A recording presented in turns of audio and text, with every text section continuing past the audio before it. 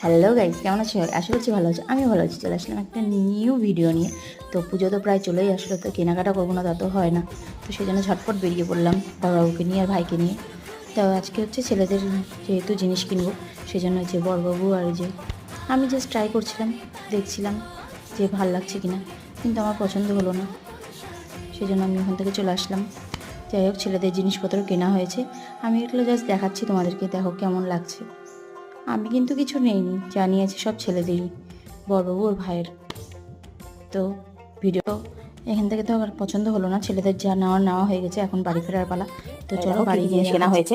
এখানে হচ্ছে বরবাবুর পাঞ্জাবি, এখানে একটা জামা, এই যে একটা জামা, এই যে একটা প্যান্ট, এই যে একটা প্যান্ট। এই কয়টা জিনিস বরবাবুর কেনা হয়েছে।